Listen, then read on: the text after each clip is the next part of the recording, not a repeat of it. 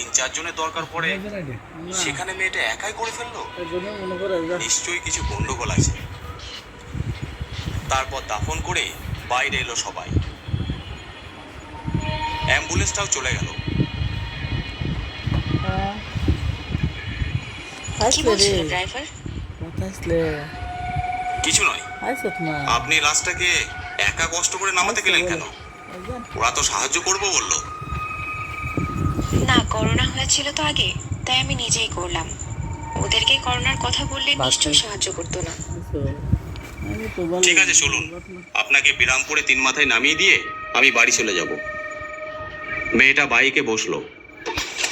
আমির ফাঁকা রাস্তা দিয়ে জোরে বাইক ছোটাতে লাগলো।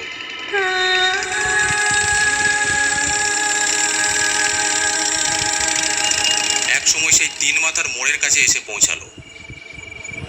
আপনি এখানে নামবেন তো? হ্যাঁ, এখানেই নামবো। আশেপাশে তো কোনো ঘর বাড়ি দেখছি না। আপনার বাড়ি এখান থেকে কতটা?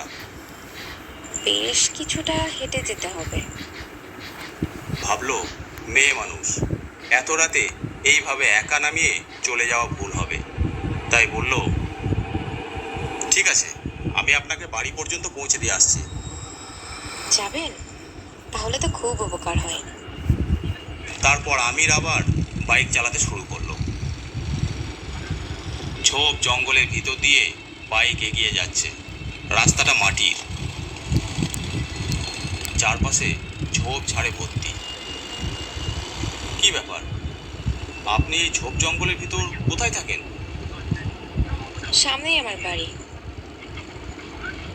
কিছুটা যাওয়ার পর ছোট্ট একটা কুটির দেখতে পেল আমির। হ্যাঁ, এইখানে দাঁড়ান, এটাই আমার বাড়ি। ঠিক আছে, আপনি তাহলে যান, আমাকে আবার বাড়ি ফিরতে হবে। এদিকে রাতও অনেক হয়ে গেছে। আপনি আমার অনেক উপকার করেছেন, তাই বলছিলাম এত রাতে আর বাড়ি যেতে হবে না।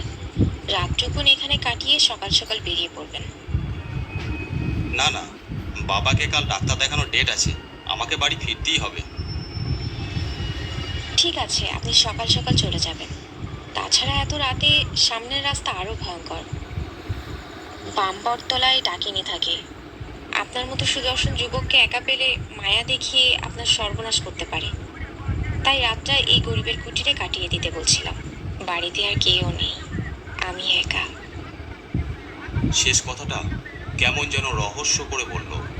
আমির আর না করতে পারলো না। আচ্ছা ঠিক আছে। বাইকটা কুটিরের সামনে স্ট্যান্ড করে মেয়েটার সাথে ভিতরে প্রবেশ করলো। ঘরের ভিতরটা যে এতটা পরিষ্কার পরিচ্ছন্ন আর গোছানো থাকবে আমি সেটা ভাবতেই পারে নাই। বাহ, ঘর তো খুব সুন্দর। ওই আর কি, সারাদিন কাজ থাকে না, তাই গোছগাছ করি। ছিমছাম রাখতে আমার ভালো লাগে।